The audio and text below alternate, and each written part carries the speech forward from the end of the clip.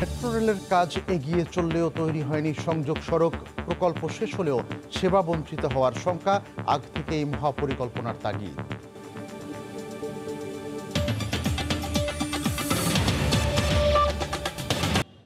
নতুন কমিটি হওয়ার 1 বছরের মাথায় পূর্ণাঙ্গ কমিটি পেল যুবলীগ। গতকাল বিকেলে আওয়ামী লীগের সাধারণ সম্পাদক ওবায়দুল কাদেরের কাছে 201 সদস্যের তালিকা জমা দেন যুবলীগ চেয়ারম্যান শেখ ফজলে শামস পরশ। ঘোষিত নতুন কমিটিতে প্রাধান্য পেয়েছে তারুণ্য। গুরুত্ব দেওয়া হয়েছে ছাত্রলীগের সাবেক নেতাদের। 201 সদস্য বিশিষ্ট পূর্ণাঙ্গ কমিটির মধ্যে নতুন মুখ রয়েছেন সংগঠনের সাবেক চেয়ারম্যান শেখ সেলিমের বড় ছেলেও এফবিসিসিআইয়ের সভাপতি শেখ ফজলে ফাহিম ও তার ছোট ভাই শেখ ফজলে নাইম। এছাড়া আইন সম্পাদক পদে জায়গা করে নিয়েছেন তরুণ ও আলোচিত আইনজীবী ব্যারিস্টার সাইদুল হক সুমন। সংগঠনের নীতি নির্ধারণী পদ, সভাপতিমণ্ডলী পদে 8 জনের মধ্যে নতুন মুখ শেখ ফজলে ফাহিম, ডাক্তার খালেদ শওকত আলী ও ফরিদপুরের সংসদ সদস্য মুজিবুর রহমান চৌধুরী নিক্সন ও শেখ সোহেল উদ্দিন।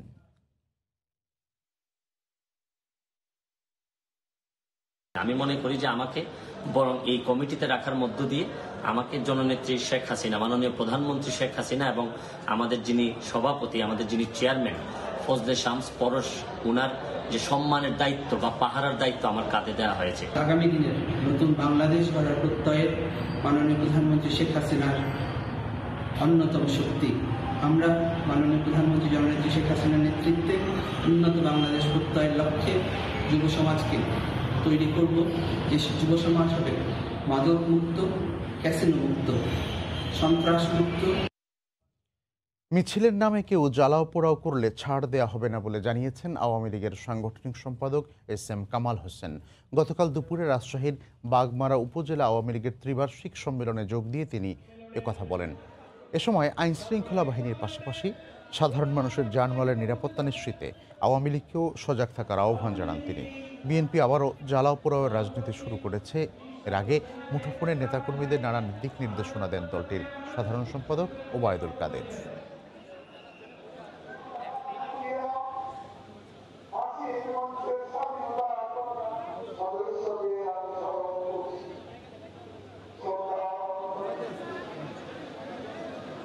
বিএনপি মিছিলের নামে যদি সন্ত্রাস করে, বিএনপি মিছিলের নামে যদি অগ্নি সন্ত্রাস করে, বিএনপি মিছিলের নামে যদি পেট্রোল বোমা মারে, বিএনপি মিছিলের নামে যদি গান পাউডার মারে, এই দেশ আমরা বঙ্গবন্ধুর নেতৃত্বে স্বাধীন করেছি। আওয়ামী লীগ, ছাত্রলীগ, যুবলীগ, স্বেচ্ছাসেবী লীগের কর্মীরা, আমাদের দায়িত্ব হচ্ছে জনগণের নিরাপত্তা দেওয়া।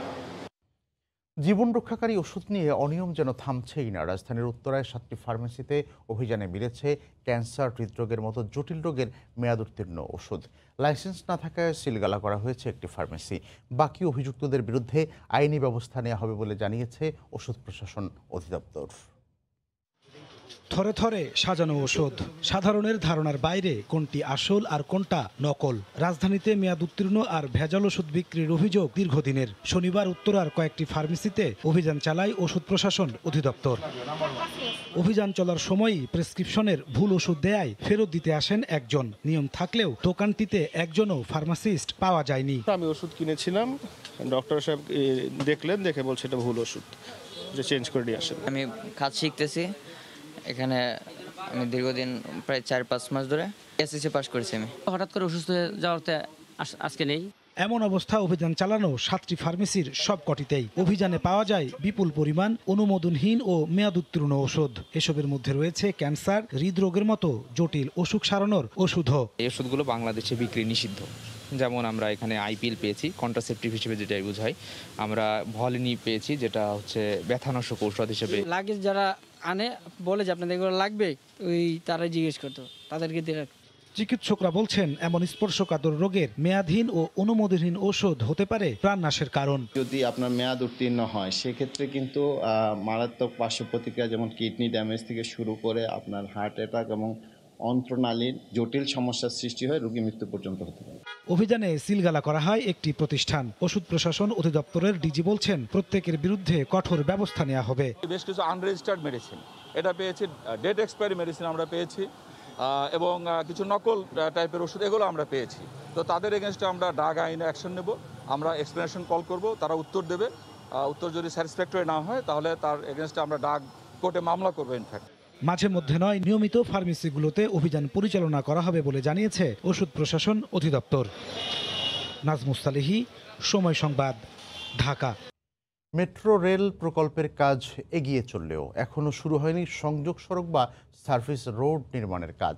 ফলে শঙ্কা আছে প্রকল্প শেষ হলেও সেবা বঞ্চিত হওয়ার। মেট্রো ব্যবস্থাপক বলছেন, প্রকল্প শেষ হওয়ার 6 মাস আগে তারা সংশ্লিষ্টদের নিয়ে বসবেন।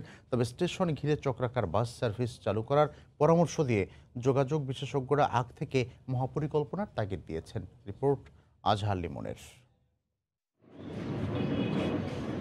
রাজধানীর তুরাগের ধৌর এলাকা। মেট্রো রেলের প্রথম স্টেশন থেকে দূরত্ব 1.5 থেকে 2 কিলোমিটার।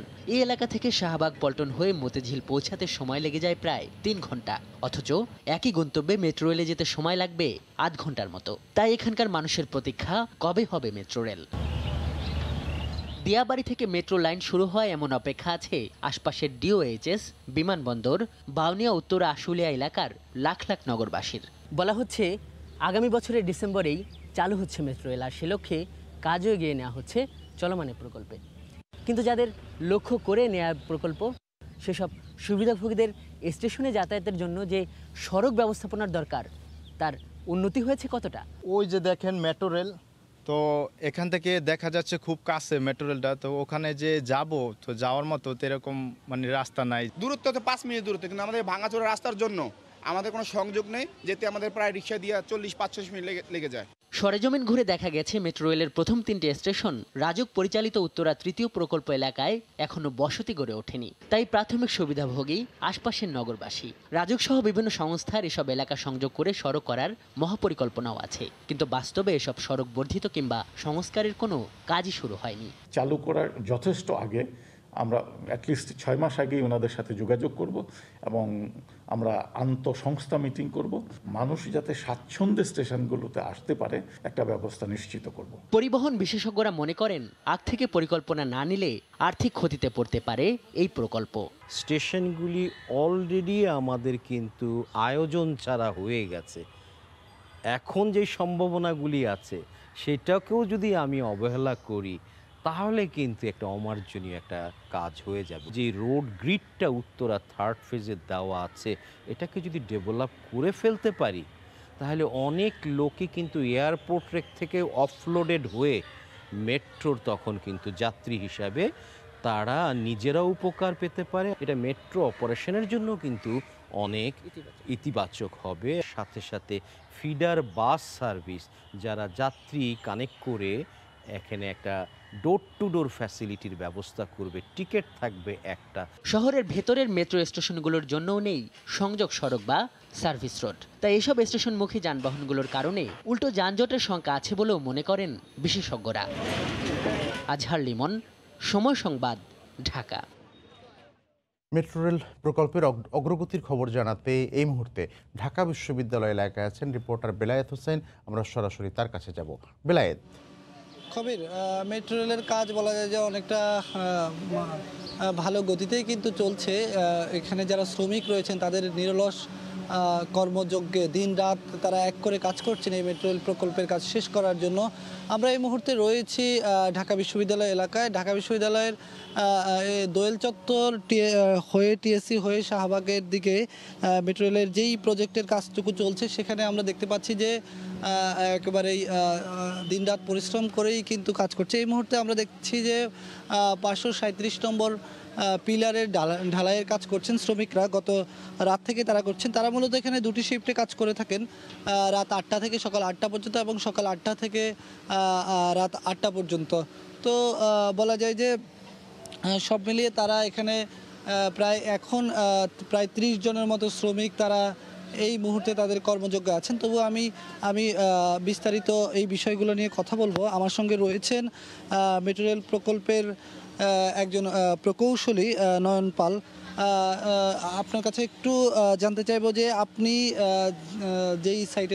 যেই অংশটুকুর দায়িত্বে রয়েছেন সেই অংশটুকু নিয়ে বিস্তারিত একটু জানবো। সেখানে কতজন শ্রমিক কাজ করে, কতগুলো পিলার আপনার অধীনে, বা কাজের অগ্রগতি কি কতটুকু? আমাদের শাহবাগ থেকে দোল চত্বর পর্যন্ত এখন পর্যন্ত আমাদের টোটাল 9টা পিলার রানিং কাজ চলতেছে, তার মধ্যে আমাদের একটা আজকে লাস্ট পিয়ারের একটা কাজ চলতেছে, পিয়ার হেড কাস্টিং। ইভেন আমাদের এরপর অনেকগুলো কাস্টিং এখনও রিমেনিং আছে। আর আমাদের টিসি স্টেশনটা নিয়ে আমাদের খুবই আমাদের ইন্টারেস্ট, সেটাও আমাদের অলমোস্ট 30% কাজ কমপ্লিট। এবং সেখানে বাকি যে টিসি স্টেশনের যে বাকি যে ফুটপাথের যে সাইডগুলোতে পিলার উঠানোর যে প্রক্রিয়াটা সেটা চলমান। আর আমাদের দোল চত্বরের দিকে টার্নিং মোমেন্টে কতগুলো পোর্টাল পিলার রয়েছে, সেখানেও আমাদের কাজগুলো চলমান। আর হচ্ছে আমাদের টিএসসি থেকে দোল চত্বরের দিকে অলরেডি একটা লঞ্চিং গার্ডার ইনস্টল করা হয়েছে, সেটা আমাদের খুব সম্ভবত আগামী 2-3 দিনের মধ্যে আমরা সেগমেন্টগুলো লঞ্চিং করতে পারবো। সো এর মধ্যে আমাদের দেখা যাচ্ছে যে রাত 8টা থেকে সকাল 8টা পর্যন্ত আমার জন্যেই আমাদের এই শাহবাগ থেকে দোল চত্বর জোনে অলমোস্ট 60+ ওয়ার্কার এবং আরও অন্যান্য ইঞ্জিনিয়ার, অবশ্যই আরও অনেক কনসালটেন্ট আছে। তো ওনারা সবাই আমরা পর্যবেক্ষণ করে সবগুলো কাজ এবং সঠিক টাইম মতো সময় মতো আমরা কাজগুলো সম্পন্ন করার অবশ্যই চেষ্টা করি। আপনাদের দেখতে পাচ্ছেন যে অলরেডি সকাল হয়ে গেছে, কিন্তু আমাদের কাজ এখনও চলমান। সো আমরা চেষ্টা করতেছি আমরা টাইম মতো সব কিছু প্রোডাকশন দিতে, এটা আমাদের বদ্ধপরিকর। আচ্ছা, ধন্যবাদ। আরেকটা বিষয় একটু জানতে চাচ্ছি, এই মুহূর্তে কতজন শ্রমিক আপনার অধীনে কাজ করে এবং তাদের কাজের শিডিউলের বিষয়টি কি? আসলে সব কিছু আমাদের কিন্তু একটা প্ল্যানিংটা 1 সপ্তাহ আগে কিংবা তারও আগে 1 মাস আগে একটা প্ল্যানিং হয়ে থাকে। এখন আমাদের এখানে যে কাজের যে প্ল্যানিং অনুযায়ী আসলে আমাদের ম্যান পাওয়ার যারা প্রোভাইড করে ওইখানে কিন্তু ওইভাবে কাজগুলো হয়। যেমন আজকে আমার 9টা জোনে কাজ চলতেছে, 9টা জোনের মধ্যে আপনার প্রায় 40 জনের মতো কাজ করতেছে। আর ইরেকশন টিম যে ডিপার্টমেন্ট দেখতেছে তাদের ওখানে অলমোস্ট 30+ এরকম কাজ করতেছে। সো সব কিছু মিলায়া যতগুলো আমাদের এগুলো ডিস্ট্রিবিউশন করতে, এগুলো সব আমাদের প্ল্যানিংয়ের উপরে।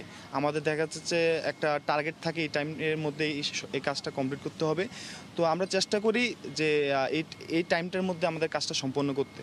আচ্ছা, এখন যে পিলারটির কাজ চলছে, এই পিলারটির মূলত কী ধরনের কাজ চলছে? এই ধরনের কতগুলো পিলারের এই মুহূর্তে কাজ চলছে এখন? এগুলো হচ্ছে আপনারা ধরতে গেলে নর্মাল পায়ার।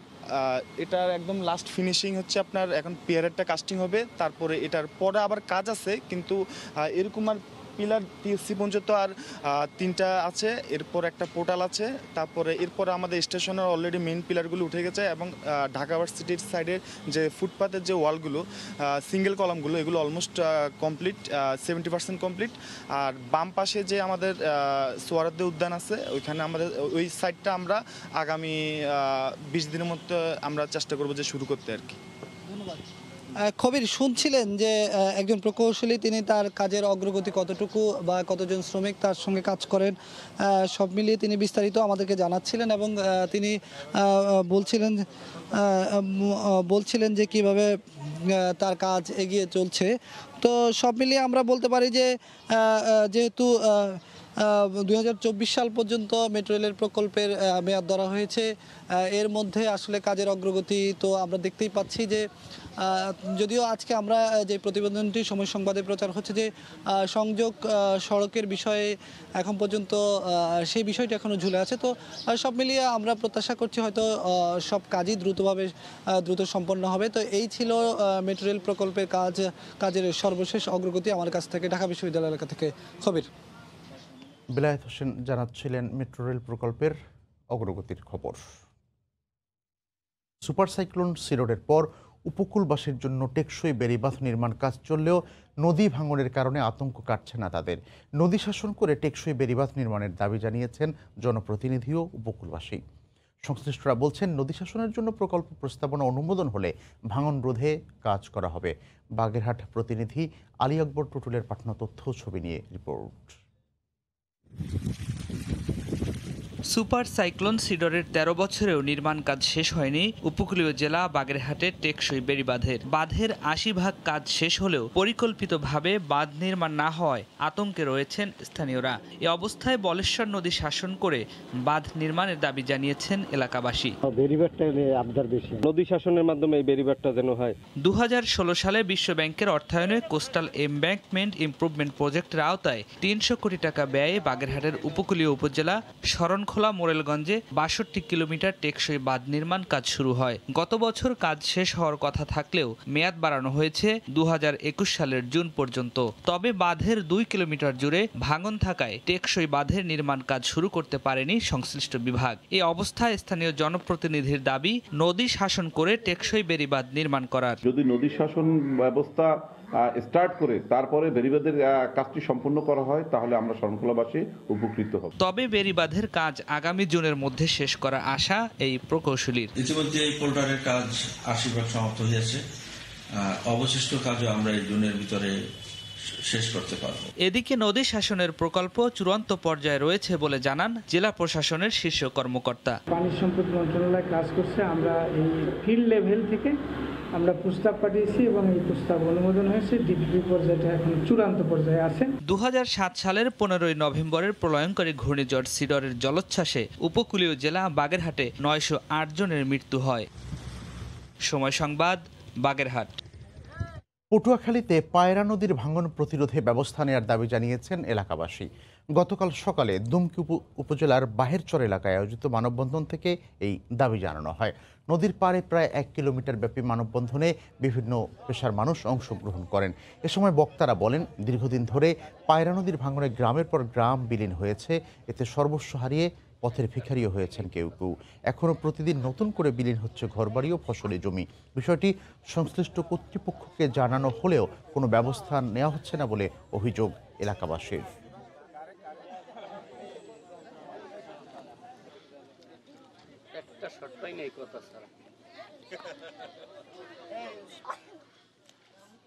দুই ছেলে আনলে, এক ছেলে মারা গেছে, এক ছেলে আমিও কয়টা টাকা ধরে একটা পুষ্কুনি কিনিয়া সেভাবে একটু ঘর ছিল উড়েছিলাম, সেটাও আমার চলে গেছে।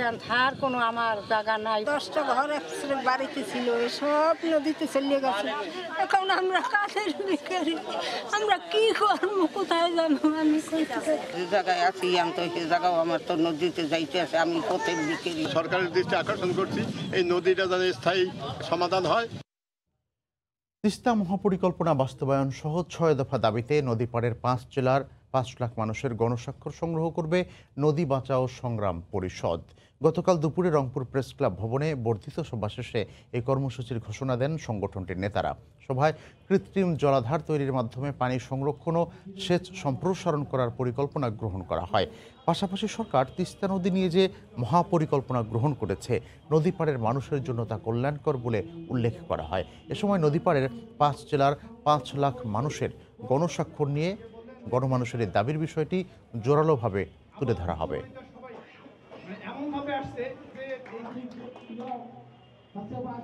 ১৬ তারিখ থেকে আমাদের শুরু হচ্ছে গণস্বাক্ষর অভিযান। ৫ লক্ষ লোকের গণস্বাক্ষর করে এটা মাননীয় প্রধানমন্ত্রীর হাতে ৬ দফার ভিত্তিতে আমরা পৌঁছে দেব।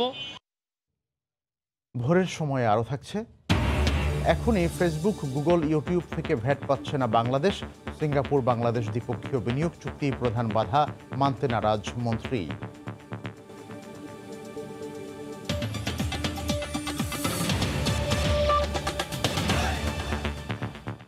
ষড়যন্ত্র করে মোংলা বন্দরকে অচল করতে চাইলে যথাযথ ব্যবস্থা নেওয়ার হুঁশিয়ারি দিয়েছেন খুলনার সিটি কর্পোরেশনের মেয়র তালুকদার আব্দুল খালেক। গতকাল সকালে মোংলা বন্দর স্টিফিডরিং ওয়াচম্যান ওয়েলফেয়ার সংঘের নবনির্বাচিত কার্যনির্বাহী পরিষদের অভিষেক অনুষ্ঠানে তিনি বক্তব্য রাখেন। ভোট বন্ধ করার জন্য যদি কেউ রিপোর্টকে জিম্মি করে রাখতে চান, সেই ব্যক্তি মোংলায় থাকতে পারবে আমার বছর। কোনো অবস্থায় কোনো দাবি দেওয়া নিয়ে কোনো ধরনের হঠকারী কোনো সিদ্ধান্ত নেবেন না। আপনাদের যে দাবি আপনারা বলবেন, আমরা আলাপ আলোচনা করে বাস্তবায়ন করে দেব। চট্টগ্রামে শীত আসতে না আসতেই স্বাস্থ্যবিধি না মানার কারণে আবারও বাড়ছে করোনায় আক্রান্ত রোগীর সংখ্যা। গত এক সপ্তাহে প্রতিদিন শতাধিক শনাক্ত হয়েছেন। সামাজিক ও ধর্মীয় অনুষ্ঠান বেড়ে যাওয়ায় করোনার দ্বিতীয় সংক্রমণ ইতিমধ্যে শুরু হয়ে গেছে বলে মনে করেন স্বাস্থ্য ও জনস্বাস্থ্য বিশেষজ্ঞরা। বিস্তারিত জানাচ্ছেন পার্থপ্রতিম বিশ্বাস। শীতের মৌসুম শুরু হওয়ার সাথে সাথে চট্টগ্রামে করোনা আক্রান্ত রোগীর সংখ্যা দিন দিন বাড়ছে। এক মাস আগে দৈনিক আক্রান্ত হতো 40 থেকে 50 জন, কিন্তু গত 5 দিনে করোনা পরীক্ষার ভিড় যেমন বেড়েছে তেমনি আক্রান্ত রোগীর সংখ্যা শতাধিক ছাড়িয়েছে। গত 13 নভেম্বর 1062টি নমুনা পরীক্ষায় নতুন করে 146 জন আক্রান্ত হয়েছে। শীতের প্রকোপ বাড়ায় ও স্বাস্থ্যবিধি না মানার কারণে করোনা আক্রান্ত রোগীর সংখ্যা বাড়ছে বলে মনে করেন জনস্বাস্থ্য বিশেষজ্ঞরা। শীতের কারণে কতটুকু হবে জানি না, তবে আমাদের লোকজন যেভাবে খুব সাহসিকতার সাথে রাস্তাঘাটে মাস্ক ছাড়া চলতেছে, বিভিন্ন সমাবেশে যেভাবে মাস্ক ছাড়া আছে, করোনা ছড়ানোর কারণ হবে সেটা। গত 3 মাস ধরে করোনা আক্রান্তের হার ছিল 6 থেকে 8%, তবে কয়েকদিনে তা 13% উঠে এসেছে। সচিবের করোনা বিষয়ক সেলের সমন্বয়কের মতে করোনার দ্বিতীয় ঢেউ ইতোমধ্যে শুরু হয়ে গেছে। চট্টগ্রাম সহ সারা দেশে শীত শুরু হলে এই করোনা ভাইরাস আক্রান্ত রোগীর সংখ্যা বেড়ে যাবে, সে আশঙ্কাই সত্যি হতে চলেছে এবং আমরা মনে করছি করোনার দ্বিতীয় ঢেউ শুরু হয়ে গেছে। সঠিক স্বাস্থ্যবিধি মানার পাশাপাশি মাস্ক পরা বাধ্যতামূলক করা না গেলে করোনার দ্বিতীয় ঢেউ রোধ করা সম্ভব হবে না বলে মনে করেন সিভিল সার্জন। আমাদের যে স্বাস্থ্যগত অবকাঠামো আছে, আমাদের যে জনবল আছে, সেই জনবল এবং অবকাঠামো দিয়ে করোনা বা কোভিড-19 আক্রান্ত রোগীদের সেবা দেওয়ার মতো কিন্তু আমাদের সামর্থ্য নেই। চট্টগ্রামে প্রথম করোনা শনাক্ত হয়েছিল গত 3রা এপ্রিল। বর্তমানে মোট আক্রান্তের সংখ্যা বেড়ে দাঁড়িয়েছে 22,500। পার্থপ্রতিম বিশ্বাস, সময় সংবাদ, চট্টগ্রাম। করোনা ভাইরাস মোকাবেলায় আমেরিকার ব্যবহার করা ওষুধই বাংলাদেশে ব্যবহার করা হচ্ছে বলে জানিয়েছেন স্বাস্থ্যমন্ত্রী জাহিদ মালেক। গতকাল দুপুরে মানিকগঞ্জে কর্নেল মালেক মেডিকেল কলেজে RT-PCR ল্যাবের কার্যক্রম উদ্বোধন করে তিনি একথা বলেন। স্বাস্থ্যমন্ত্রী আরও বলেন, করোনার প্রথম দিকে বাংলাদেশে মাত্র একটি RT-PCR ল্যাব ছিল, এখন তা 115টিতে পৌঁছেছে। তবে মাস্ক ব্যবহার সহ স্বাস্থ্যবিধি না মানলে দ্বিতীয় দফায় সংক্রমণ ভয়াবহ হতে পারে বলে হুঁশিয়ারি দেন স্বাস্থ্যমন্ত্রী। তাই সবাইকে স্বাস্থ্যবিধি মেনে চলার আহ্বান জানান তিনি।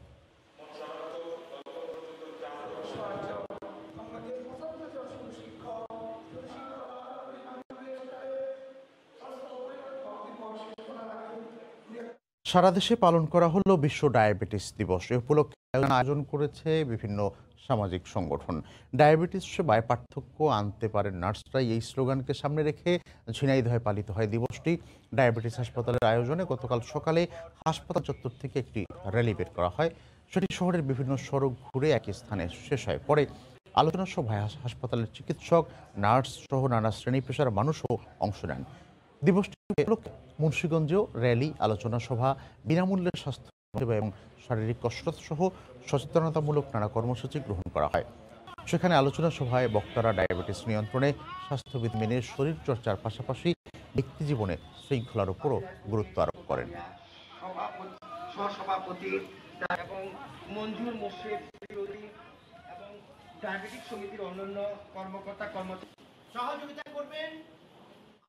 উচ্চ আদালত নির্দেশ দিলেও এখনই ফেসবুক, গুগল, ইউটিউব থেকে ভ্যাট পাচ্ছে না বাংলাদেশ।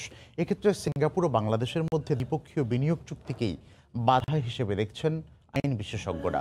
যদিও চুক্তিতে পার পাওয়ার সুযোগ নেই বলে জানান ডাক ও টেলিযোগাযোগ মন্ত্রী। রিপোর্ট শুভ খানের। তথ্যের চাহিদা পূরণে অনলাইনে সংবাদপত্র পড়া কিংবা সামাজিক যোগাযোগ মাধ্যম ফেসবুক ব্রাউজিংয়ে হরহামেশায় চোখে পড়ে দেশীয় প্রতিষ্ঠানের বিজ্ঞাপন। আবার অনলাইন ভিডিও শেয়ারিং প্ল্যাটফর্ম ইউটিউবেও দেশীয় বিজ্ঞাপনের হার দিন দিন বাড়ছে।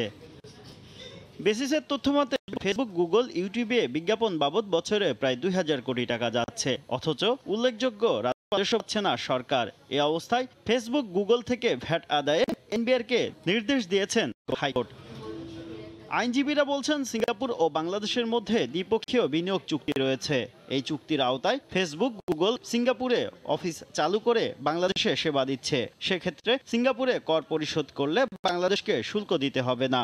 যেহেতু বাইলেটারাল এগ্রিমেন্ট আছে, সেই বেসিসে ওরা যদি সিঙ্গাপুরে ট্যাক্স দিয়ে থাকে তাহলে আমাদের এখানে ট্যাক্স এক্সেম্পট, কারণ ওর যদি ট্যাক্স দেয় তাহলে ওর জন্য ডাবল ট্যাক্সেশন হয়। তবে এই যুক্তি মানতে নারাজ ডাক ও টেলিযোগাযোগ মন্ত্রী। ফেসবুক অরিজিনালি ইউএস কোম্পানি, যদি সিঙ্গাপুরিয়ান কোম্পানি হতো তাহলে আমরা এই যুক্তিটা মানতে পারতাম। এইসব খোরা যুক্তি আমার মনে হয় না যে আমাদের কাছে গ্রহণযোগ্য। আর সুনির্দিষ্ট পদক্ষেপের কথা জানাতে পারেনি জাতীয় রাজস্ব বোর্ড। পেপারে দেখেছি যে হাইকোর্টের রায় এদের কাছ থেকে আদায় করা হোক, এবং অফিসিয়ালি রায় মনে হয় এখনো রায়ের কপিটা আমাদের কাছে আসে নাই, এখনো আসলে আমরা ডিটেলস দেখে নেব। এ বিষয়ে ফেসবুকের নবনিযুক্ত বাংলাদেশ বিষয়ক কর্মকর্তা সাভানাস রশিদ দিয়ার সঙ্গে যোগাযোগের চেষ্টা করা হলেও কোনো জবাব পাওয়া যায়নি। শুভ খান, সময় সংবাদ, ঢাকা। শীত মৌসুমের শুরুতে খাল বিল ও ঘের শুকাতে থাকায় খুলনার বাজারে সরবরাহ বেড়েছে দেশি মাছের। সে কারণে দামও রয়েছে ক্রেতাদের নাগালে। রপ্তানি করা হচ্ছে বিদেশেও। সব ধরনের মাছের কারণে বাজার এখন বেশ সরগরম। শীত মৌসুমের শুরুতে সরবরাহ বেড়েছে খুলনা রূপসা পাইকারি মাছ বাজারে। দক্ষিণাঞ্চলের খাল বিল ও মাছের ঘের শুকিয়ে যাওয়ায় বাজারে এখন সয়লাভ, কই, মাগুর, শিং, রুই, কাতলা সহ সব ধরনের দেশি প্রজাতির মাছে দাম ক্রেতাদের নাগালের মধ্যে বলে জানিয়েছেন বিক্রেতারা। পাশাপাশি রয়েছে হাইব্রিড প্রজাতির পাঙ্গাস সহ কয়েক রকমের মাছ। দাম তো একেবারে সীমিত, মানে দাম মেলা কম। সমুদ্র মাছ চাপ দিচ্ছে, ট্রোলিংয়ের মাছ উঠছে, এই জন্য একটু আগের সাইড একটু কেজিতে 50-60 টাকা কম আছে মাছের দাম। নিষেধাজ্ঞাটা উঠে যাওয়ার সামুদ্রিক মাছের চাপটা একটু বেশি, যার কারণে দামটা একটু কম আছে। অন্যদিকে নিষেধাজ্ঞা প্রত্যাহারের পর প্রতিদিন প্রচুর পরিমাণে সামুদ্রিক মাছ আসছে খুলনার রূপসা পাইকারি মাছ বাজারে। সামুদ্রিক লইট্টা, কৈবল, কোরাল সহ অন্তত 10 প্রকার মাছ পাওয়া যাচ্ছে বাজারে।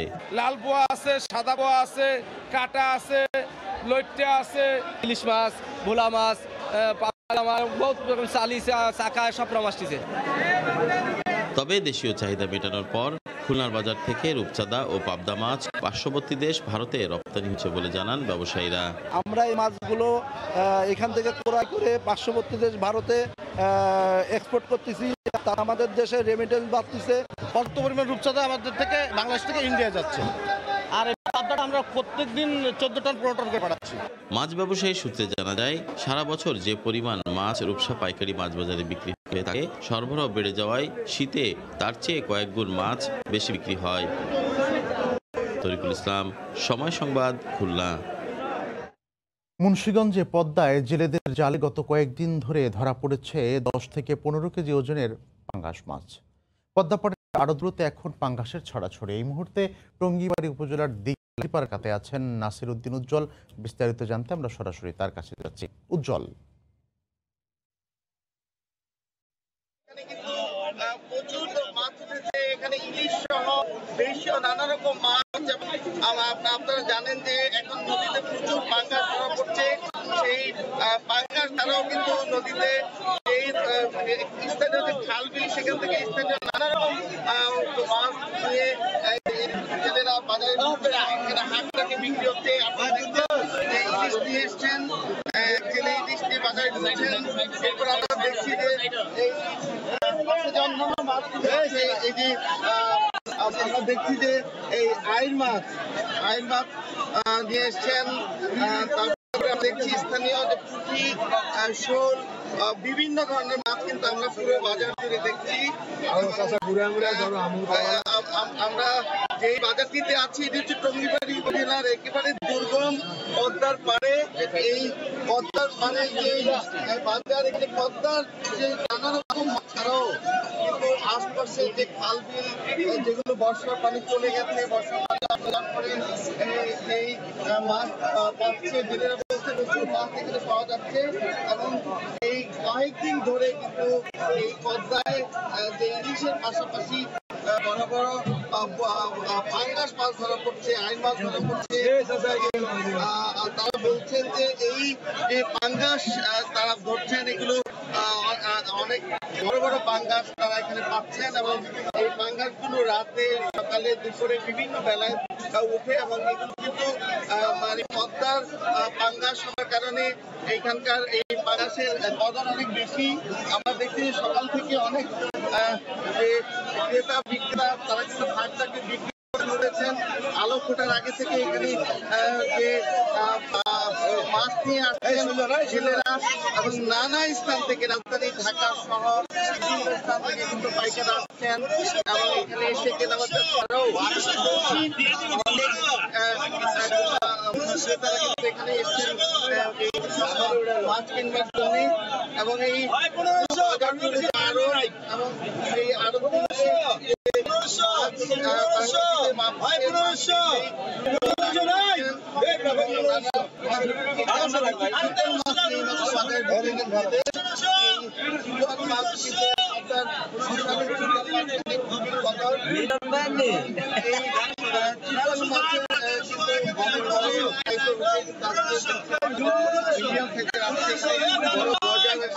জেলেদের জালে ধরা পড়ছে এবং তারা বলছিলেন যে কারেন্ট জালের কারণে কিন্তু প্রচুর মাছ নষ্ট হয়ে যাচ্ছে।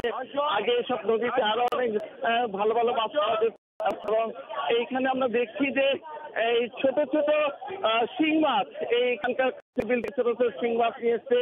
এই বাইরেও কিন্তু সামুদ্রিক মাছও এখানে ওঠে। আমরা দেখছি যে সমুদ্রের পোয়া মাছ এখানে উঠেছে এবং আমাদের ওই পাশে কিন্তু দেশীয় মাছের যে হাটডাক চলছে এবং সেখানে ট্যাংরা মাছ আমরা দেখতে পাচ্ছি যে ট্যাংরা মাছ এখানে ডাক উঠাচ্ছে। এই একদম ফ্রেশ মাছ কিছুক্ষণ আগে তারা ধরে নিয়ে এসছেন এই হাটে এবং এই যে ট্যাংরা মাছ ছাড়াও নানা রকম প্রজাতির আমরা দেখছি যে এখানে গজার মাছের ডাক উঠেছে। গজা মাছ ছোট সাইজের আমরা এই বাজার জুড়ে কিন্তু এরকম নানা ধরনের মাছ এবং এই মাছে ভরে যাচ্ছে পুরো বাজার এবং বেলা যত বাড়ছে মাছ তত বাড়ছে এবং আমরা দেখছি যে এই যে পুঁটি মাছের পুরো পুঁটি মাছ এখানে নিয়ে এসছেন জেলেরা এবং নানা ধরনের মাছ এবং পুরো যে আড়ত জুড়ে কিন্তু আমরা দেখছি যে এই মাছের পসরা বসছে এবং তারা ডাক উঠাচ্ছেন কিছু কিছু মাছ এই তারা সামনে আনলেও পিছনে অনেক ধরনের মাছ কিন্তু তারা রাখছেন। ডাকের পরে ডাক উঠছে এবং বিক্রি হচ্ছে। জেলেরা এই মাছ নিয়ে আসার পরে তারা ডাকার পরে এগুলো চলে যাচ্ছে বিভিন্ন হাট বাজারে। এইখানকার যে বিভিন্ন হাট বাজার স্থানীয় হাট বাজারগুলো এখান থেকে পাইকারি তারা কিনে নিয়ে যান এবং পাইকারি তারা কিনে নিয়ে কিন্তু তারা স্থানীয় যে হাট বাজারগুলো আছে সেই হাট বাজারগুলোতে খুচরা বিক্রি এবং তারা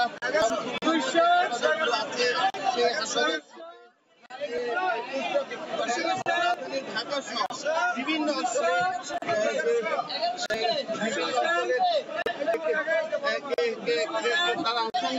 পাইকারি আড়ত এই ছিল এখানকার সর্বশেষ ছবি।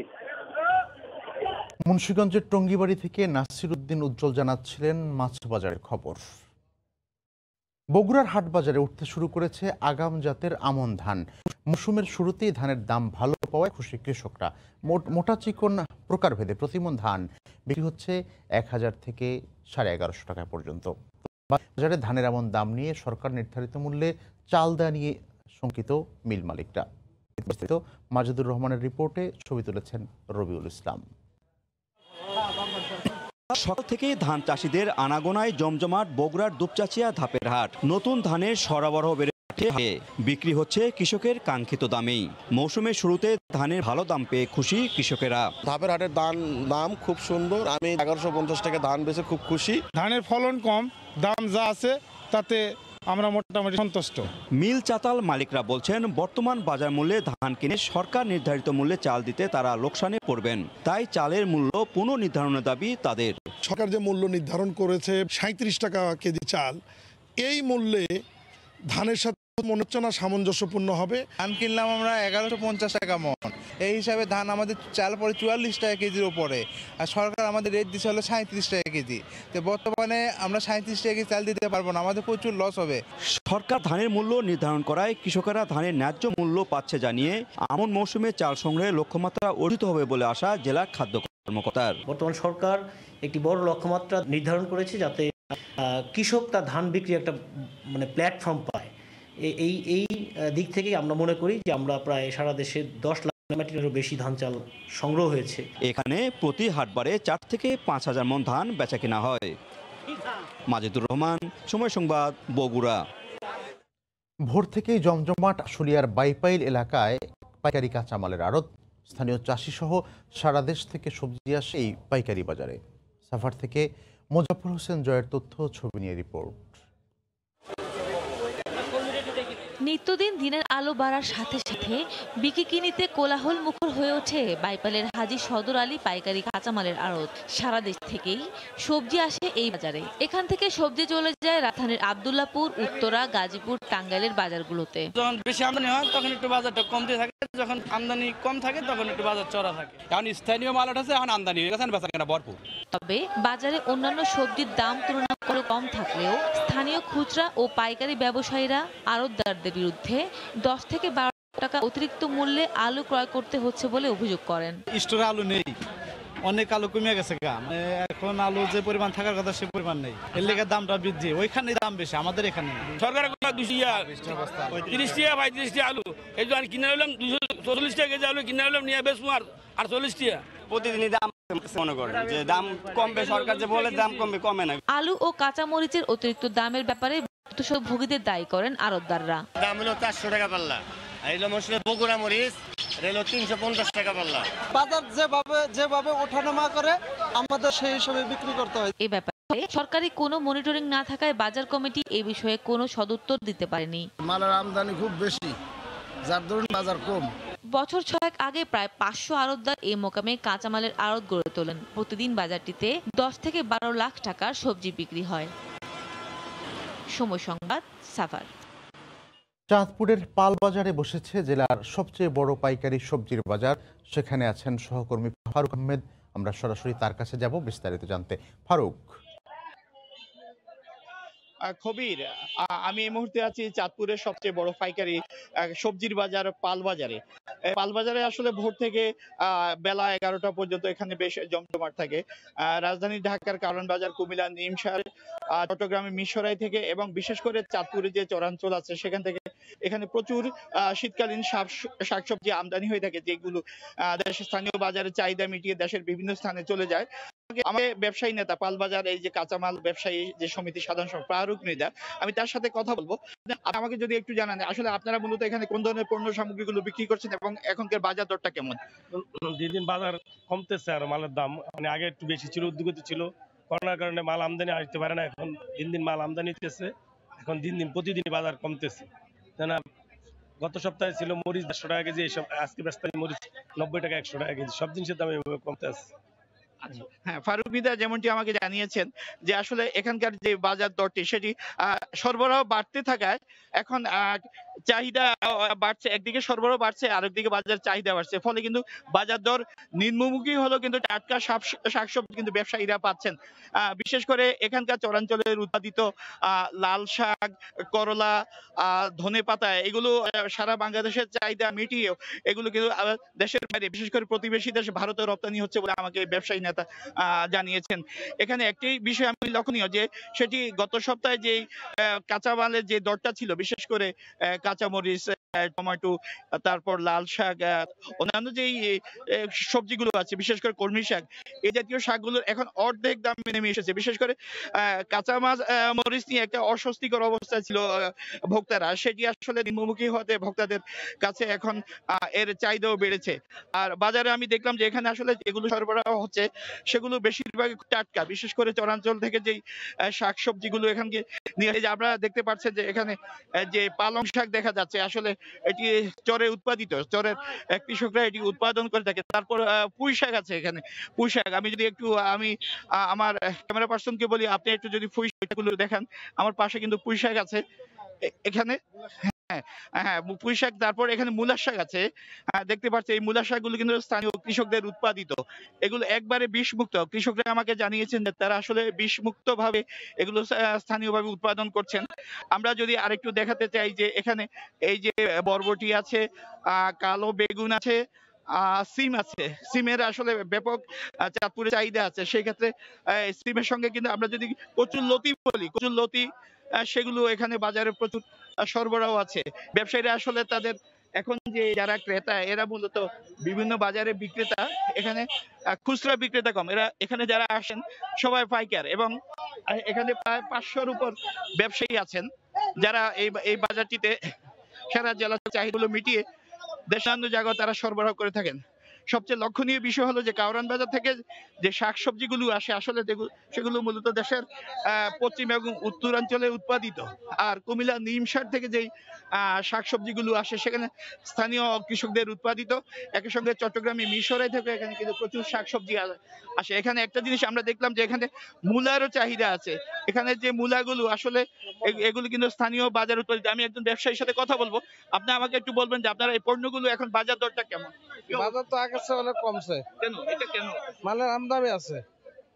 মালের আমদানি কি ধরনের মাল বিক্রি করেন আপনারা? এই জায়গায় মূলা আছে, করলা আছে, উস্তা আছে, ধনিয়া পাতা আছে, পাতাকপি, ফুলকপি, টমেটো সব মাল আছে। আচ্ছা, আর একটু জানতে চাই এখানে মূলত ক্রেতা কারা? আপনারা কাদের কাছে বিক্রি করছেন? আমরা ওরা কিনে আছে ঢাকা থেকে, নিমসা থেকে, বিভিন্ন জায়গা থেকে, আমদানি শহর থেকে এরা আনছে, এরা বিক্রি করতেছে ঘরে এনে। আচ্ছা, আমি আরেকজন ব্যবসায়ীর সাথে একটু কথা বলতে চাই। আরেকজন ব্যবসায়ীর সাথে আমি কথা বলতে চাই। আপনি একটু আমাকে যদি বলেন যে আসলে এখানে চরাঞ্চলে কি উৎপাদিত হয়? করলা, উস্তা, শসা, তারপর যে কইডা, দুন্দুল, লাউ, এই জিনিসগুলো আমাদের চর থেকে আসে। আর এই কিছুদিন পর আবার আসবে টমেটো। আচ্ছা, আমি একটা বিষয় একটু জানতে চাই যে বিষমুক্ত সেই বিষয়টা আপনারা কতটুকু দিচ্ছেন, যে কৃষকরা বিষমুক্ত সবজি আপনাদেরকে সরবরাহ করছে? চর থেকে যেটা আসে ওটা বিষমুক্ত, মানে ওটাতে কোনো মেডিসিন থাকে না। ওটা যা মেডিসিন দেওয়া হয় খেতেই দেওয়া হয়, আপনার যে উঠানোর পরে দেওয়া হয় না। হ্যাঁ, আমাকে আসলে ব্যবসায়ীরা যেমনটি বলেছেন এখানে বেশিরভাগ পণ্যই কিন্তু মূলত যেই শাকসবজিগুলো আছে এগুলো বিষমুক্ত পরিবেশে উৎপাদিত। বিশেষ করে কৃষকরা তাদের যে চরাঞ্চলে যে ধনেপাতা, বিশেষ করে চাঁদপুরের ঈশানবালা, হাইমচরের একটা দুর্গম চর আছে ঈশানবালা, সেখানে করলার জন্য বিখ্যাত এবং সেই করলা প্রতিবেশী দেশ শুধু ভারত নয়, ইউরোপ আমেরিকাও কিন্তু এই করলা রপ্তানি হয়ে থাকে বাংলাদেশ থেকে। এবং এই করলার একটা সুখ্যাতি আছে, কারণ সম্পূর্ণ বিষমুক্ত পরিবেশে এখানে এই করলাগুলো উৎপাদিত হয়ে থাকে। আরেকটি কথা আমি বলে রাখি যে চাঁদপুরের লাল শাকের একটা খ্যাতি আছে, কারণ এখানে কৃষকরা যে শাকসবজিগুলো উৎপাদন করেন তার সিংহভাগ একদিকে যেমন ব্যবসায়ীরা আমাকে বলেছেন যে তাদের এই সবজিগুলো বিষমুক্ত, অন্যদিকে কৃষকরা কিন্তু বলেছেন যে আসলে তারা চেষ্টা করছেন যে ভোক্তাদের বিষমুক্ত শাকসবজি যেন তারা উপহার দিতে পারে। এই ছিল আমার কাছে চাঁদপুরের পাইকারি পাল বাজার থেকে সবশেষ তথ্য। খবির, চাঁদপুর থেকে সবজির বাজারের খবর জানাচ্ছিলেন ফারুক আহমেদ। হিমালয়ের হিমেল বাতাস আসার সাথে সাথে উত্তরের জেলা ঠাকুরগাঁওয়ে খেজুরের গুড় তৈরিতে ব্যস্ত গাছিরা। শীত আসার আগেই বাড়িতে বাড়িতে পিঠাপুলি আয়োজন আর হাট বাজারগুলোতে চাহিদা বেড়েছে সুস্বাদু খেজুর গুড়ের। ঠাকুরগাঁও থেকে জিয়াউর রহমান বকুলের পাঠানো তথ্য ছবি নিয়ে রিপোর্ট। কুয়াশায় ঢাকা ভোর, সূর্যোদয়ের সাথে সাথে গাছিরা ছুটেন খেজুরের রস সংগ্রহে। সারি সারি গাছে ঝুলিয়ে রাখা মাটির হাঁড়িতে সারা রাত ফোঁটা ফোঁটা করে জমা রস নামাতে থাকেন গাছিরা। এরপর জড়ো করেন রসের হাঁড়িগুলো। রস সংগ্রহ শেষ হলে হাঁড়িগুলো নিয়ে ছুটেন চুলার কাছে। ছাঁকনিতে ঢেলে চুলার উপর বড় বড় টিনের পাত্রে জমিয়ে গুড় তৈরির পালা শুরু হয়। খড়কুটোর ঘণ্টাখানেকের জালে রস ঘন হয়ে রূপ নিতে থাকে গুড়ে। গরম ঘন রস নামিয়ে ছোট ছোট খাঁচে ঢেলে গুড়ের চাকা তৈরি করা হয়। ঠান্ডা হলেই শক্ত গুড়ে রূপ নেয়। কার্তিক মাসের প্রথমের দিকে এখানে আসছি, এসে এই ধরনের গাছের কাজ শুরু করেছি। আমরা গুড়গুলো পরিষ্কার পরিচ্ছন্ন করে তৈরি করি এবং বাজারে সেগুলো সেল করি। এখানে রসও খাওয়া যাচ্ছে, গুড়টাও পাইতেছি, ঘ্রাণ পাওয়া যাচ্ছে। এখানে বোঝা যাচ্ছে যে এটা অরিজিনাল গুড়। রাজশাহী জেলার গাছিরা ঠাকুরগাঁও সদর উপজেলার নারগুন ইউনিয়নের বোচাপুকুর গ্রামে সুগার মিলের খেজুর গাছ চুক্তিতে লিজ নিয়ে এই গুড় তৈরি করেন। 15-20 জন লোক আমরা এই গাছের উপর খাটতে পারছি। তো আশা করছি যে এই 4 মাস আমরা কাজ করলে পারে এখনো অনেকগুলি টাকা আমরা কামাই করতে পারবো। উদ্যোক্তা রবিউল জানান, শীতের 4 মাস 5 শতাধিক খেজুর গাছ 20,000 টাকায় লিজ নিয়ে প্রতিদিন গড়ে 120 কেজি গুড় উৎপাদন করছেন। আর পাইকারিতে প্রতি কেজি গুড় বিক্রি করেন 110 টাকা কেজি। সময় সংবাদ, ঠাকুরগাঁও। এবার একটি ব্যতিক্রমে বিয়ের অনুষ্ঠানের খবর। হেলিকপ্টারে উড়ে গিয়ে বিয়ের পিঁড়িতে বসেন, নববধূকে উড়িয়ে আনলেন বাড়িতে। নাটোরে এমন ব্যতিক্রমী বিয়ের আয়োজন করে সাড়া ফেলেছেন প্রকৌশলী হারুনুর রশিদ বাদশা। স্বজনরা জানান, ছেলেকে বাদশার মতো করে বিয়ে দেওয়ার শখ থেকেই এমন আয়োজন করেন বাবা। পেশায় প্রকৌশলী হারুনুর রশিদ বাদশা, বাবা স্কুল শিক্ষক। বাবার শখ ছেলেকে হেলিকপ্টারে চড়িয়ে বিয়ে করাতে নিয়ে যাবেন, ছেলের বউ আনবেন হেলিকপ্টারেই। বাবার সেই শখ পূরণ করলেন ছেলে, হেলিকপ্টারে করে গেলেন বিয়ে করতে। সেই দৃশ্য দেখতে উৎসুক গ্রামবাসী জড়ো হন স্কুল মাঠে। শনিবার দুপুরে নাটোরের বাগতিপাড়া উপজেলার নিজ বাড়ির কাছে সোনাপুর স্কুল মাঠ থেকে বরযাত্রী নিয়ে হেলিকপ্টারে চড়ে রাজশাহীর নির্ধারিত কমিউনিটি সেন্টারের উদ্দেশ্যে রওনা হন বর পাবনার রূপপুর পারমাণবিক বিদ্যুৎ কেন্দ্রের প্রকৌশলী হারুনুর রশিদ বাদশা। আর অন্য বরযাত্রীরা যান বাসে চড়ে। বিয়ের আনুষ্ঠানিকতা শেষে বিকেলে নববধূকে হেলিকপ্টারেই আবার উড়িয়ে নিয়ে আসেন বাড়িতে। বিয়ের ব্যতিক্রমী আয়োজন দেখে আনন্দিত এলাকাবাসী। আমি কখনো হেলিকপ্টার দেখিনি, ফার্স্ট লাইফে আমি হেলিকপ্টার দেখেছি। হেলিকপ্টারে বিয়ে হচ্ছে, আমরা খুব আনন্দিত। এই প্রথম দেখছি, খুবই আনন্দ লাগতেছে এবং ছেলেপেলে সবাই আনন্দ উপভোগ করছে। স্বজনরা জানান স্কুল শিক্ষক বাবা নুরুল ইসলাম আদর করে ছেলের নাম রেখেছিলেন বাদশা, তাই বাদশার মতোই বিয়ে দেন ছেলেকে। কোনো এক সময় ভাস্তাদের সামনে বলেছিল যে আমার ছেলেকে আমি হেলিকপ্টারে বিয়ে করাবো। এমন ব্যতিক্রমী আয়োজনে উচ্ছ্বসিত বরকনেও। ছোটবেলায় আমি বলছিলাম আব্বু আমি হেলিকপ্টারে বা বিমানে চড়বো। সে সময় আমার আব্বু আমাকে বলছিল যে বেটা বিয়ে যদি সুষ্ঠু পরিবেশে হয় বা তখন যদি আমি ব্যবস্থা করতে পারি তোমাকে আমি অবশ্যই হেলিকপ্টারে বিয়ে করব। তার ফলস্বরূপ এটা আমাকে সে একটা বিয়েতে সবচেয়ে বড় একটা উপহার দিচ্ছে। আমার অনেক ভালো লাগছে এভাবে হেলিকপ্টারে জার্নি করে। বরযাত্রার জন্য 1,55,000 টাকা ব্যয়ে একটি বেসরকারি প্রতিষ্ঠান থেকে ভাড়া করা হয় হেলিকপ্টারটি। সময় সংবাদ, নাটোর। রোহিঙ্গাদের নিজ দেশে ফেরাতে যুক্তরাষ্ট্রের নবনির্বাচিত জো বাইডেন সরকার কাজ করবে বলে আশা প্রকাশ করেছেন পররাষ্ট্রমন্ত্রী এ.কে আব্দুল মোমেন। গতকাল বিকেলে রাজশাহী বিশ্ববিদ্যালয় পরিদর্শনে গিয়ে সাংবাদিকদের তিনি একথা বলেন। বাইডেন অত্যন্ত পরিপক্ক রাজনীতিবিদ, বহুদিনের অভিজ্ঞতা।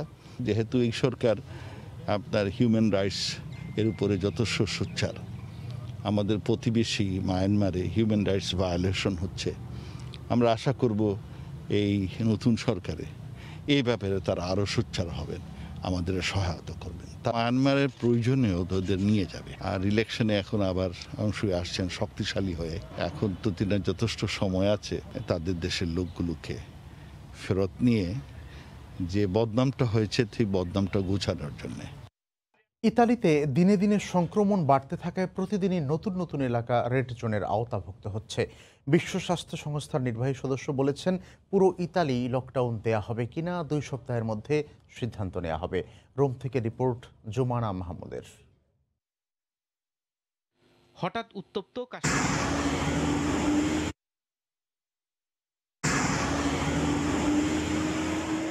ইতালিতে করোনা ভাইরাস ভয়ঙ্কর রূপ ধারণ করেছে। দেশটিতে আক্রান্তের মাত্রা ভেদে হলুদ, কমলা এবং লাল এই 3 জোনে ভাগ করা হয়েছে। ইতালির 21টি বিভাগের মধ্যে 7টি বিভাগ লাল জোনে পরিণত হয়েছে। লাল জোনকেই লকডাউনের আওতায় বিবেচনা করা হয়। অন্যান্য কমলা জোন ধীরে ধীরে লাল জোনে পরিণত হচ্ছে। কমলা এবং লাল জোনের মধ্যে খুব একটা পার্থক্য লক্ষ্য করা যায়নি, ফলে পুরো ইতালি স্বয়ংক্রিয়ভাবেই লকডাউনে চলে যাচ্ছে।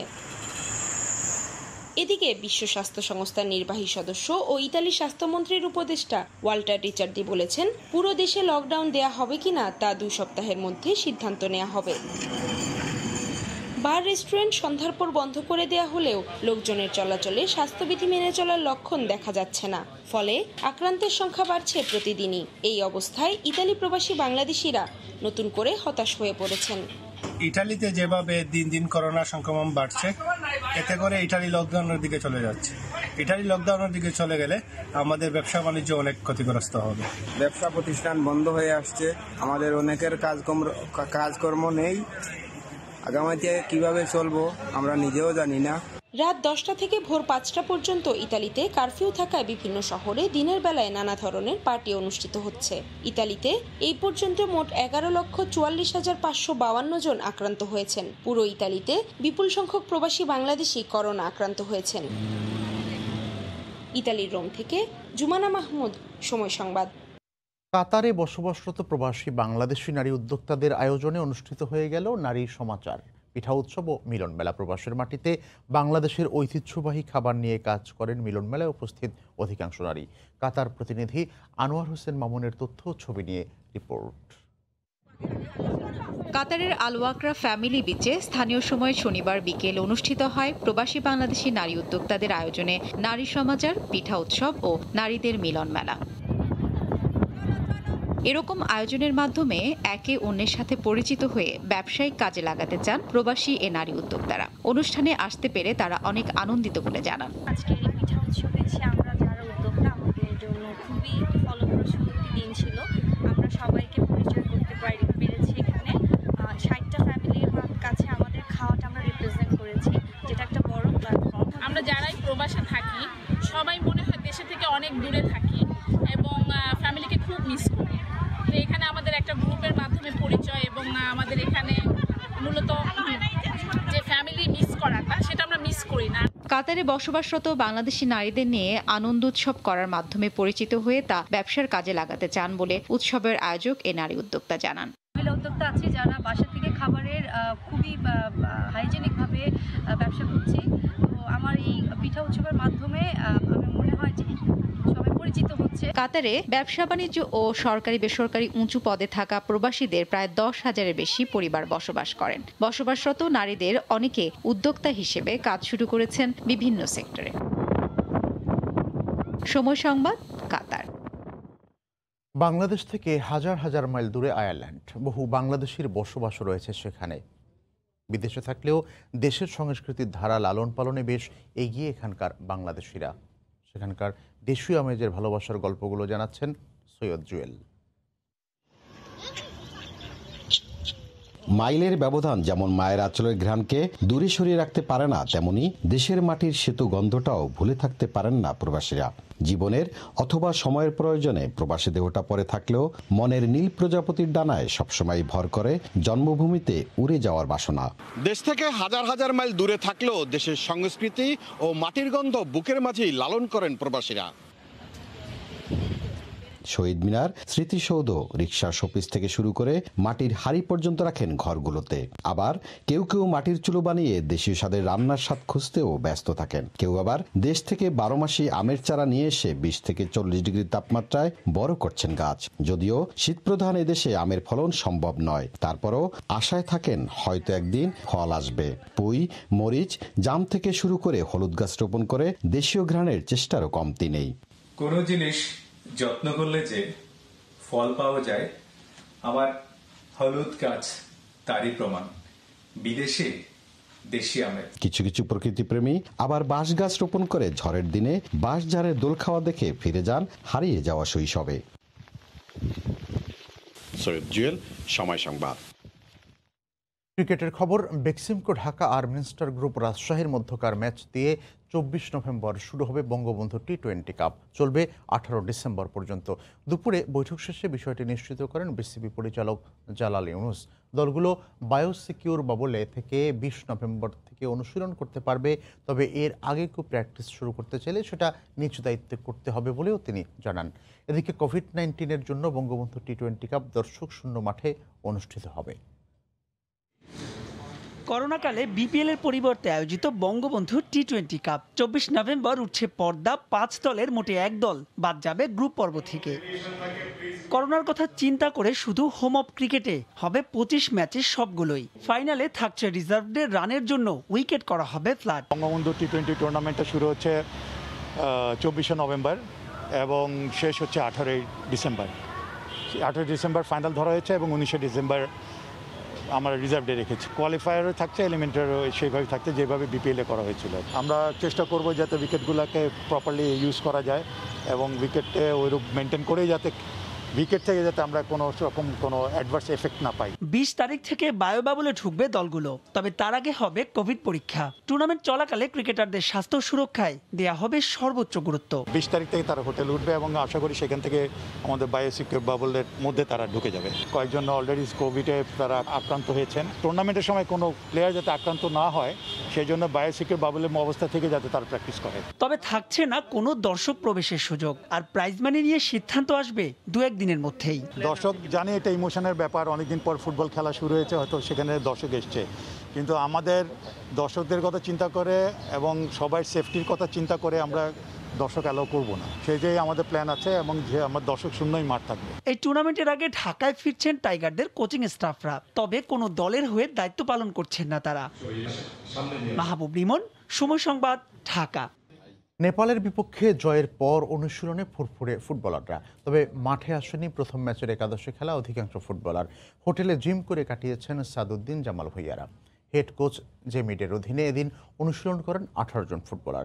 দ্বিতীয় ম্যাচের জন্য নতুন করে 23 সদস্যের স্কোয়াড দেবেন জেমিডে। কাতার ম্যাচের আগে সবাইকে সুযোগ দেওয়াটাকে ইতিবাচক বললেন সাবেকরা।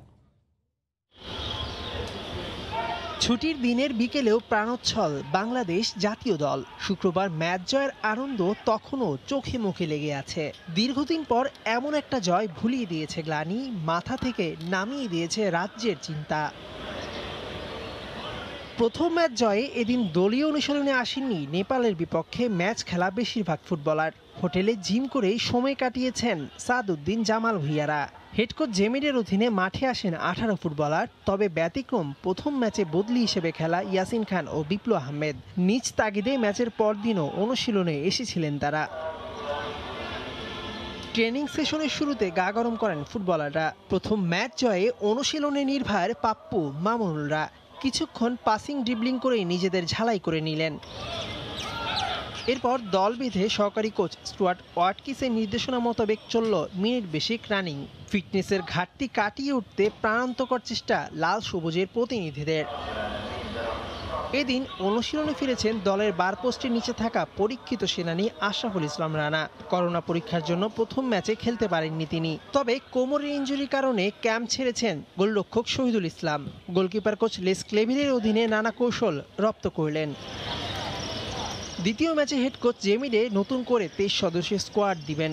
বাতাসে জোর গুঞ্জন সবাই যেন কাতার ম্যাচের আগে সুযোগ পায়, সেজন্য প্রথম ম্যাচের একাদশের বাইরে সুযোগ দেওয়া হবে। সাবেকদের মতে যেটা ইতিবাচক দলের জন্য।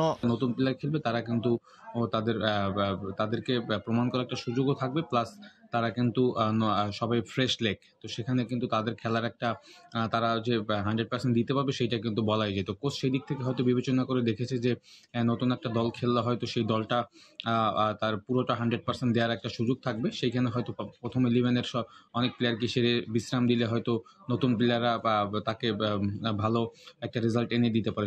বাংলাদেশ দল অনুশীলন করলেও এদিন অনুশীলন করেনি নেপাল জাতীয় ফুটবল দল। মেহেদী নাই, সময় সংবাদ, ঢাকা। কিশোরগঞ্জে শুরু হয়েছে আত্মরক্ষার কৌশল শেখাতে কারাতে প্রশিক্ষণ। 2 শতাধিক কিশোর কিশোরী এতে অংশ নিয়েছে। এই মুহূর্তে শহীদ সৈয়দ নজরুল ইসলাম স্টেডিয়ামে আছেন সহকর্মী নূর মোহাম্মদ। আমরা সরাসরি তার কাছে যাব। নূর। ধন্যবাদ কবির। আজকের শীতের সকালটা ঠিক অন্য দিনের মতো একটু ব্যতিক্রম। আজকে ভোর থেকে প্রচন্ড কুয়াশা পড়ছে, আর এই কুয়াশার ভেজা ভোরে সাত সকালেই এখানে কিশোরগঞ্জের ঐতিহ্যবাহী শহীদ সৈয়দ নজরুল ইসলাম স্টেডিয়ামে জড়ো হয়েছেন যে এখানে কুংফু কারাতের যে প্রশিক্ষণার্থীরা।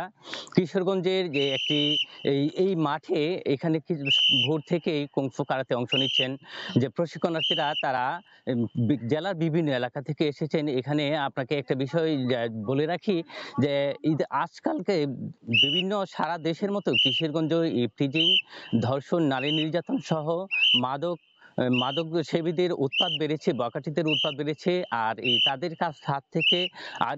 হাত থেকে আমি করার জন্য, তাদের কাছ থেকে রক্ষা পাওয়ার জন্য মূলত যে কুংফু কারাতের আয়োজন করা হয়েছে। আর এখানে যারা প্রশিক্ষণার্থী যারা অংশ নিয়েছেন তাদের মধ্যে আপনাকে যদি আপনার মাধ্যমে যদি দর্শকদের দেখাতে চাই, এখানে যারা অংশগ্রহণকারী তাদের মধ্যে ছেলে বা কিশোরের তুলনায় কিশোরীরাই বেশি। এখানে আছে কিশোর কিশোরী ছাড়াও শিশুরা আছে যারা বিভিন্ন স্কুল এবং কলেজে লেখাপড়া করছে। বিভিন্ন স্কুল কলেজের শিক্ষার্থী তারা এই কাকডাকা ভোরেই এখানে প্রতিদিন এই মাঠে হাজির হচ্ছে তারা কুংফু কারাতে অংশগ্রহণ করার জন্য। আর তারা যেটা বলছে, এতে করে তাদের শারীরিক মানসিক প্রশান্তি আসছে, শরীর সুস্থ থাকছে, পাশাপাশি তারা যে কোনো দুর্যোগ দুর্বিপাক বা উৎপাত থেকে রক্ষার জন্য, নিজেদের আত্মরক্ষার জন্য আত্মপ্রত্যয়ী হয়ে গড়ে উঠতে তারা কাজ করছে। আর তারা যেটিকে বলছে যে এতে করে তারা যে মানসিক প্রশান্তি পাচ্ছে এবং স্বাস্থ্যের সুবিধা পাচ্ছে, তারা স্বাস্থ্য সুস্থ থাকছে, সুস্থ দেহ মন নিয়ে তারা এই প্রশিক্ষণ অংশ নিচ্ছে এবং নিজেদেরকে আত্মপ্রত্যয়ী, আত্মরক্ষার উপযোগী হিসাবে তারা গড়ে তুলছে। এখানকার যে কিশোরগঞ্জ শহীদ সৈয়দ নজরুল ইসলাম স্টেডিয়ামে প্রায় 1 মাস ধরে এইসব প্রশিক্ষণার্থীরা অংশ নিচ্ছে, যারা স্কুল কলেজ যে লেখাপড়া করছে, স্কুল কলেজের শিক্ষার্থী। আর তারা প্রতিদিন সকাল যে 7টা থেকে 9টা, 9:30 পর্যন্ত তারা প্রশিক্ষণ নিচ্ছে এবং তারা কিন্তু এক একজন দূর দূরান্ত থেকে এসেছে। আমি একজন প্রশিক্ষণার্থীর সাথে কথা বলেছি যে এসএসসি পরীক্ষা দিবে এবারে এবং সে ময়মনসিংহের নান্দাইল থেকে এসেছে এবং নান্দাইল থেকে এসে এই প্রশিক্ষণে অংশ নিয়েছে। তারা যেটি বলছে যে তারা মানসিক প্রশান্তি আসছে, শারীরিক যে কসরতের মাধ্যমে তারা নিজেদেরকে আত্মপ্রত্যয়ী, আত্মনির্ভরশীল এবং প্রতিরোধ সক্ষম হিসাবে গড়ে তুলতে পারছে। আর এই যে প্রশিক্ষণ কর্মসূচিটি কুংফু কারাতে, এটি যে শুরু করেছে কিশোরগঞ্জ জেলা ক্রীড়া অফিস। কিশোরগঞ্জ জেলা ক্রীড়া অফিসের ব্যবস্থাপনায় মূলত গত মাসের 24 অক্টোবর থেকেই এই প্রশিক্ষণটি এখানে হয়ে আসছে নিয়মিত। এবং আপনাকে যদি আমি বলি, এখানকার যে ক্রীড়া কর্মকর্তা মোহাম্মদ আলামিন সাথে আমার যে কথা হয়েছে, উনি যে বিষয়টি বলেছেন যে তারা যখন প্রথম প্রশিক্ষণ এই কর্মসূচিটি শুরু করেন, এই চর্চাটি শুরু করেন, তখন প্রথম দিকে অংশগ্রহণকারীর সংখ্যা অনেক কম ছিল, অংশগ্রহণকারীর সংখ্যা কম ছিল। পরে আস্তে আস্তে কিন্তু অংশগ্রহণকারীর সংখ্যা বাড়ছে এবং আজকে পর্যন্ত যদি আপনাকে বলি, তো এখানে যে ছেলে মেয়ে সহ প্রায় 214 জন, আর এখানকার 112 জনই কিশোরী এবং 102 জন কিশোর যারা প্রশিক্ষণে অংশগ্রহণ করছে। আর এখানে প্রশিক্ষণ দিচ্ছে কুংফু কারাতের যে প্রশিক্ষক আল মামুন, উনি জাতীয় পর্যায়ের স্বর্ণপদক প্রাপ্ত প্রশিক্ষক, যিনি এখানে প্রশিক্ষণ দিচ্ছেন, প্রতিদিন সকালে প্রশিক্ষণ দিয়ে থাকেন। এবং এখানকার যে ক্রীড়া অফিসার, উনি আমাকে যেটি জানিয়েছেন যে তারা যে এই উদ্যোগটি শুরু করেছেন, এতে করে ব্যাপক রেসপন্স পাচ্ছেন যারা প্রশিক্ষণার্থী, যারা প্রশিক্ষণ নিতে এসেছেন, তাদের সাথে এখানকার যারা অভিভাবকরাও এসেছেন। এবং ক্রীড়া অফিস যেটি বলছে তাদের এবং যারা প্রশিক্ষণ দিচ্ছেন তাদের যে একটি উদ্যোগ রয়েছে যে খুব সহসাই তারা এটাকে আন্তর্জাতিক প্রতিযোগিতা হিসাবে তারা এটাকে গড়ে তুলবেন এবং আরো এর পরিধি বড় করবেন। এতে করে যে প্রশিক্ষণার্থীরা শারীরিক এবং মানসিক সমৃদ্ধি পাবেন, সাহস পাবেন, আত্মপ্রত্যয়ী হবেন। তো কিশোরগঞ্জের শহীদ সৈয়দ নজরুল ইসলাম স্টেডিয়ামে যে কুংফু কারাতে প্রশিক্ষণ চলছে, এই নিয়ে আমার কাছে ছিল আজকের সবশেষ। কিশোরগঞ্জ থেকে জানাচ্ছিলেন নূর মোহাম্মদ, সেখানে আত্মরক্ষার যে প্রশিক্ষণ দেওয়া হচ্ছে সে বিষয়ে। এই ছিল ভোরের সময়ের আয়োজনে, সঙ্গে থাকুন।